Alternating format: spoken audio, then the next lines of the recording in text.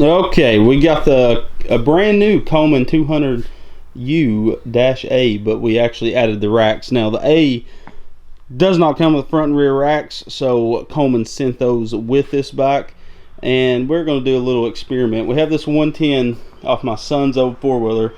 So the thing about these 110 ATVs is the frame is absolute garbage. His frame snapped in two different places, and the tubing was just so thin we didn't want to use it. So we're going to pull off this stock 196cc engine and start fabbing up some brackets to squeeze this in there. We've measured it. It looks like the head will set right in this vicinity. We're going to have to cut this crossbar off and also take off the chain guard, of course. So let's get this thing pulled apart.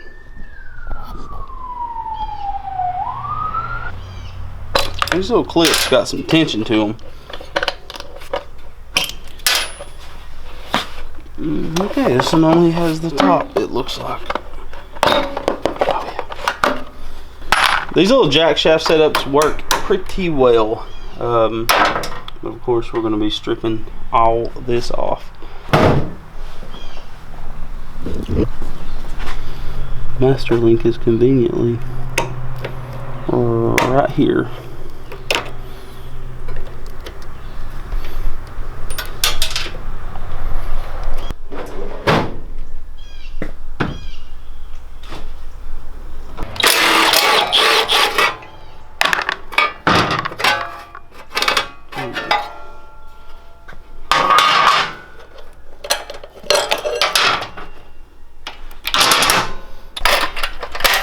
Alright, throttle is unhooked.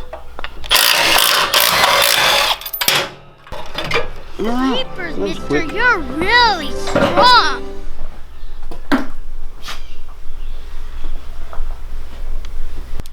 So when we took this four-wheeler engine off, we also cut all of the factory mounting tabs. We have one there, and I think this is the front maybe, and this is rear, can't remember.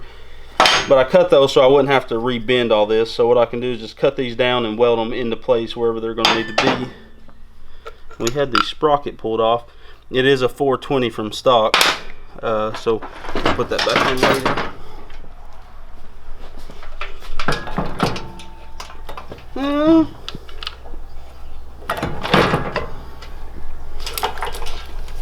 She's installed. So it looks like it's going to fit pretty nice.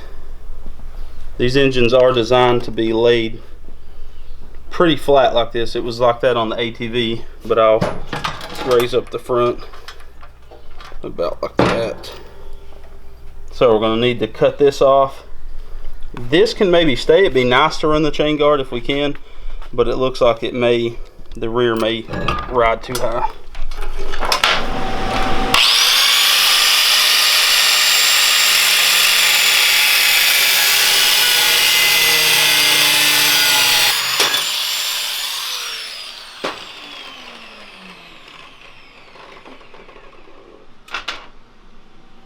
So the biggest thing about installing this engine, we just got to make sure we get it side to side, you know, where the chain's lined up, because once it's welded in, there's no adjusting the engine. You know, it's going to be solid, and you'll do all the chain tension from the rear tire, which will be nice just having that engine mounted solid.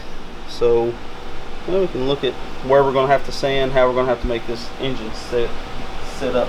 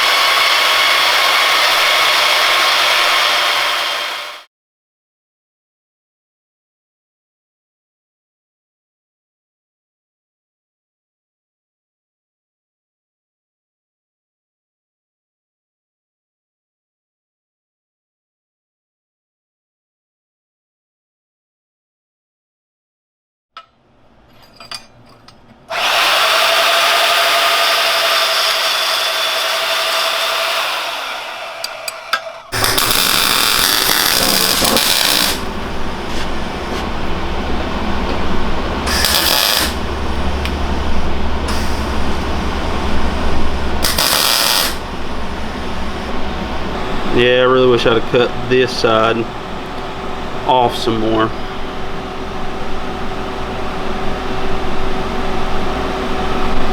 Alright, so I got 7 options. I can half-A it, or I can not half-A it. That sounded like 2. That was. Alright, I'm gonna gotta cut it off. We got the motor mount all made and boxed up. Should be pretty strong. I can't flex the motor much, but only riding will tell us if we need to stiffen anything. Now I am mounting all the electronics. If you remember, this bike has remote start and alarm system and all kinds of things like that. So we use the factory 4-wheeler tail light.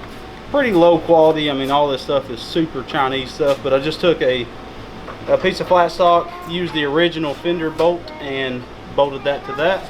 We have the factory headlight laying over here, which it was pretty much garbage as well, so I may get an aftermarket one and just cut this harness off. But I mean, I could, you know, rig this up, but the back, I mean, it's super cheap taillight, let's face it. But everything's wired up now. If I just hooked a battery, a positive to this, then I got to run, where's it at? This ground right here. We need to ground it to the engine, and then of course ground the battery to the engine as well. We could turn this thing over. We got some new chain from Go Power Sports. This is a 5-foot box of 420 chain. The factory chain was like 8 links too short.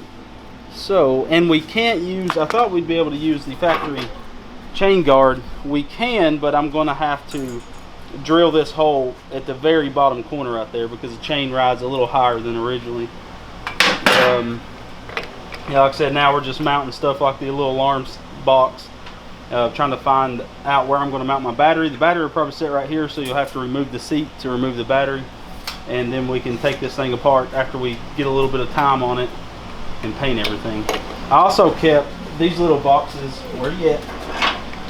The starter solenoid had this bracket on the 4-wheeler that basically pushes in these rubber ears and holds it in place. So probably going to weld this, you know, right there or something, keep it out of harm's way. So I'm glad I cut all this stuff off. Come on, baby. Oh boy. That 4-wheeler sat outside for some time. You can see that's the best I could do with this engine mount. We welded some gussets right there. We boxed this whole thing in so it made it as strong as it could be. And then this is just welded. We haven't welded the underside, which I will do. But I mean, it seems pretty darn solid. It doesn't move any. And I was hoping a VM22 carb would work on it, but it will not. This is a smaller bore carb. So this one ran okay. You just need to use some starting fluid to get it going. But the key switch also is going to set right here. I think that'll be pretty nice because the seat goes all the way to like here, I believe. So that'd be a nice switch, will be right there. So after we get everything grounded, we can throw a battery on it. I got the battery. Go Power Sports batteries right now are $20 for any battery. That is a bargain because that same size battery at Walmart is like $45 or $55. So we got it a new Go Power Sports battery on the charger, and we'll get it mounted up. Oh, what's that? Oh, yeah. Oh, Mommy, I want to Working on me. That mount. There we go. Look at that. Look at that. There's a starter solenoid. Like I said, this hot wire will come up and right on the battery. Oh yeah, the throttle's all hooked up.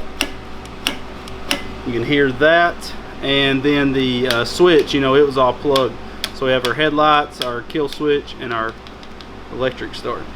So this thing won't turn over. This is, well, I don't want to do it now, but that's all it'll do. So then I seen oil come out the exhaust. We must have had it flipped up. Look at all that oil on the plug. So when we took this off, we must have flipped it upside down or something on the floor and got some oil in there. So I'm going to clean this spark plug off, and I'm going to turn it over and spit some oil out. So watch this whole spark plug hole. Get over here. That's probably going to hit you. I'd get back this way. I'm at an angle. Oh gosh. Wrong angle. Back, I wouldn't listen. Did it go in my washer? Look at all that oil. It's pouring out. She must have had, I don't remember flipping it upside down. That's coming out of the exhaust.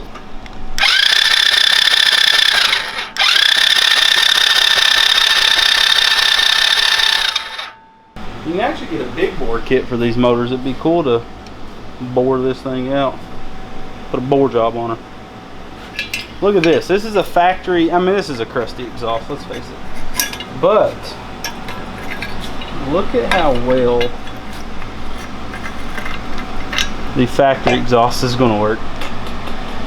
You can put it back like that. That should keep us completely away from it. And we can use the original exhaust. Of course, I'm going to see about removing the baffle. I think I already have, but I'm going to take this end off, see what's in this thing.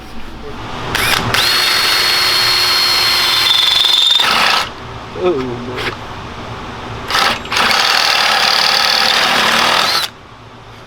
I don't know what that would sound like, but this muffler won't be staying on it long. This is like the cheapest, thinnest metal ever. So of course we'll make another exhaust for it. This is just to get us going in the meantime.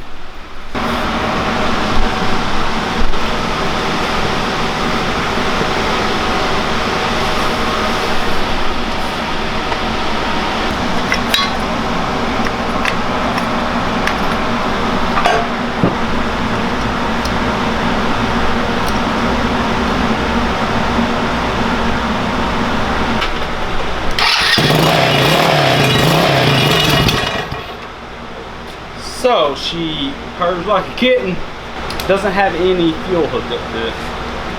So what to do? I got this old crusty battery on here. This is the Go Power Sports battery I'm going to be going with. This is one of their smaller ones. You can tell how small it is. This is actually what we had on the four-wheeler before. And as you can see, make a little holder that'll hold it right in that vicinity, which will be really nice. Once that's, we got to find some type of fuel can. I used to have some of the aluminum Go Power Sports fuel cans with the side mount, but we use them on the drift tracks. And I need to mount the exhaust right here, you know, weld a bracket coming off this to hold the exhaust so it won't break or anything.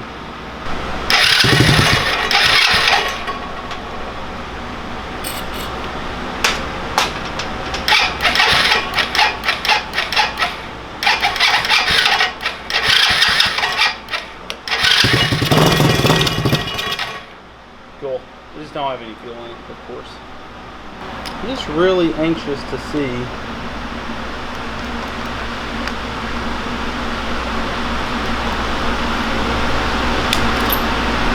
I want to get the alarm and the remote start hooked up. I don't know why it isn't working, and the batteries are good. You can see the little red dot lighting up. It's just weird because everything is hooked up like it's supposed to be. Alright, we'll see you in a bit. We'll finish this thing. Okay, now the last part to this whole puzzle is finding a fuel can for it. We got the battery mounted. How the battery, you know, it's kind of just setting down in there. How we can hold this in is put a piece of foam down, and when we put the seat on, you know, the seat comes back to about right here. That piece of foam will hold the battery from going anywhere. So we got the key switch added in.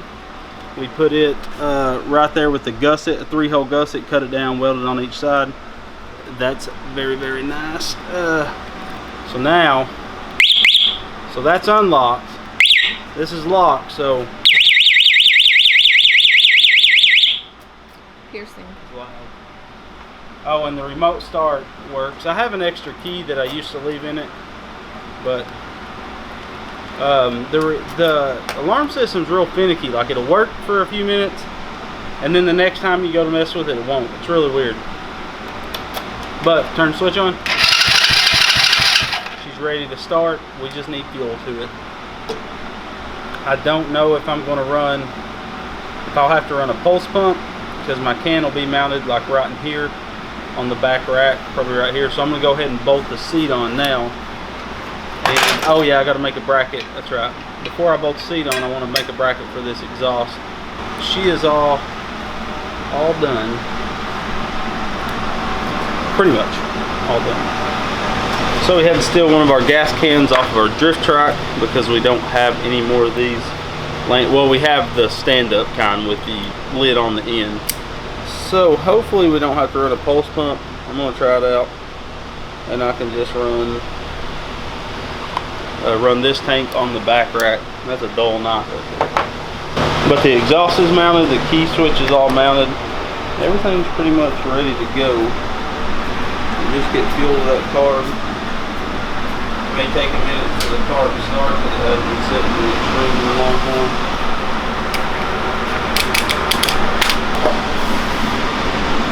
So the way that's going to sit.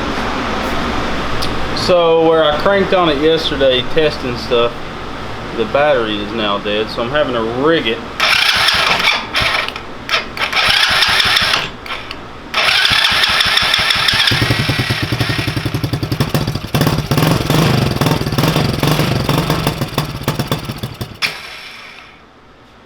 I'm sure it's going to run rough for a little while. This thing is set for a long time.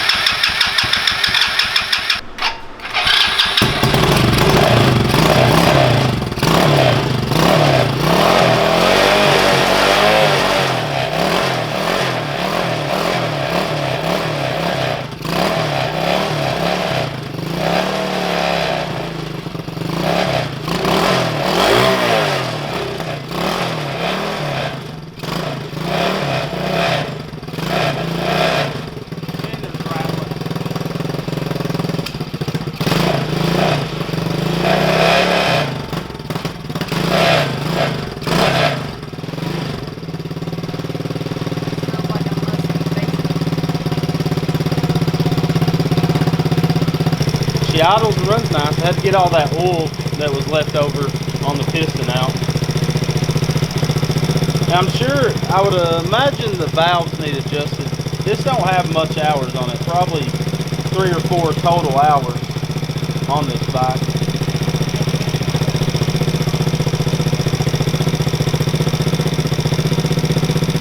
So now we got to throw the chain on and tighten the chain. Then we can take it for a rip.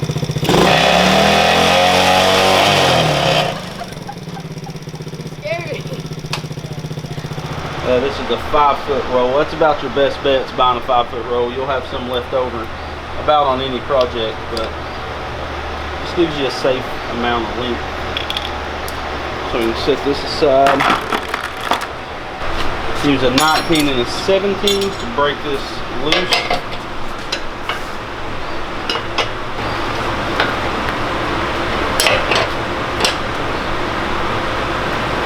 And all we're doing is just loosening this axle nut, and then we can use a 10 to loosen our adjusters.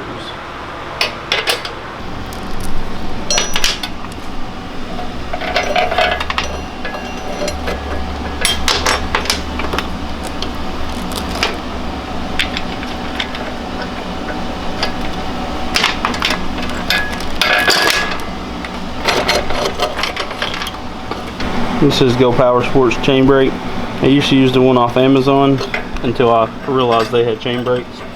So Tim sent me out a few of these chain brakes, and holy moly are they better, because it pushes the pin completely out. The one I had on Amazon would just push the pin about halfway through the chain link. So you still had to put it on a vise and hit it with a punch. We're about to get it. There we go. Easy peasy. Lemon squeezy.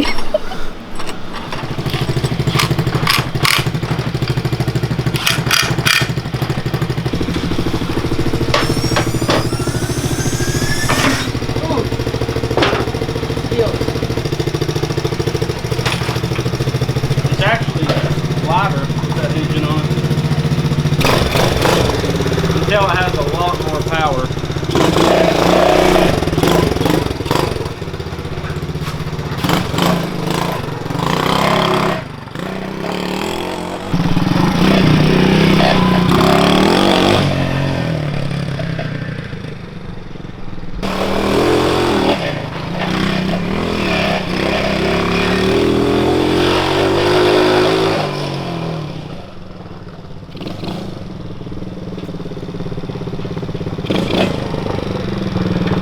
Has a lot of torque. It needs geared higher, I believe, because it revs out in no time.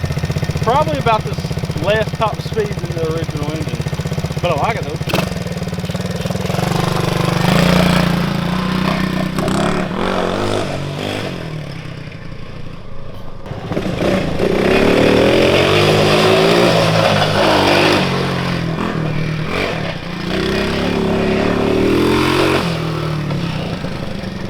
Just power.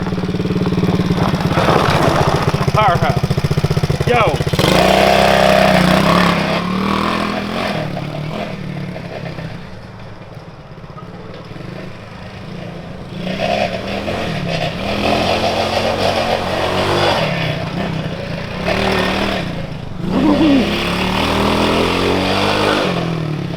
It's got a lot of low end, but we left the factory sprocket on it.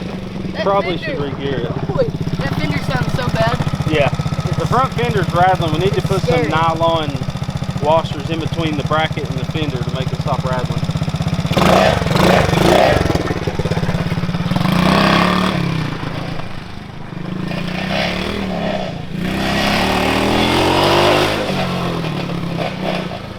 It has absolutely no top end whatsoever. Sounds like it needs to switch gears or something. Yeah, you can get 110s automatic like this one. You can get them automatic clutch and then manual.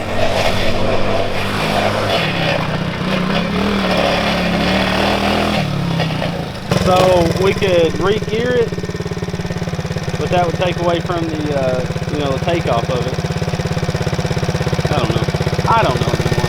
But it works well.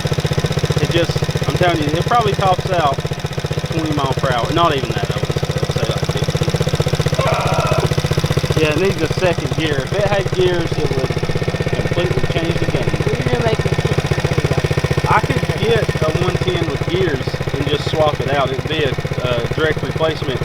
But I don't think I'd have to look up, I don't know if the electric start would come on the manual one. But it'd be sweet to have a clutch to be able to ride like a motorcycle. Then we just have to do a few gear shifter linkages and stuff like that. Well, that was actually a pretty good little build. It took me, I started on it late one day. So basically it took 10 hours to adapt that 110 to it, do all the wiring and get that thing going.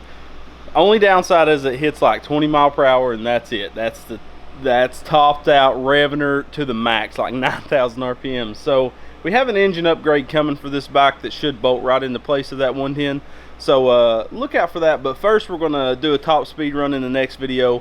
Let Lonnie ride it, because he's so light, and also get it into the woods. I'm telling you, this thing is an awesome woods machine. I mean, as long as you don't have huge straightaways, this thing shines everywhere. But if we'd have thrown like the Go Power Sports Performance Kit and a torque converter on that factory engine, we would have been outperforming this hands down. But it's still cool to have something a little bit different on the channel. But we will be upgrading the engine. I don't know what I'm going to do with that 110. If anybody's local and would want to buy it for really cheap, let me know. I have two of them, two automatic 110s, so just let me know.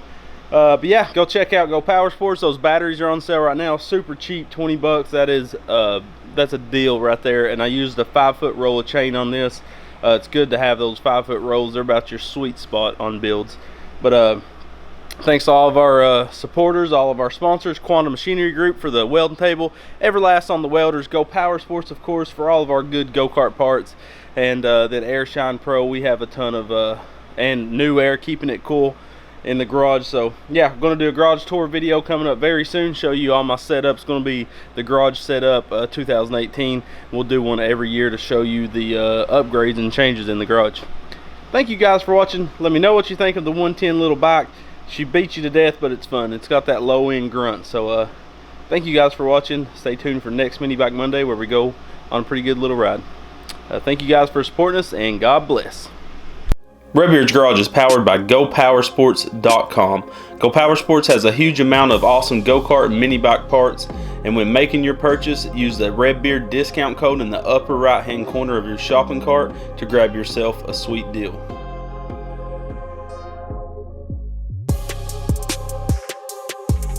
Hit that subscribe button and make sure the notification bell is on so you'll never miss another episode. And go check us out on Facebook, Instagram, Snapchat, and Pinterest to stay up to date with the channel. Guys, always come back to Redbeard's Garage. I'm out.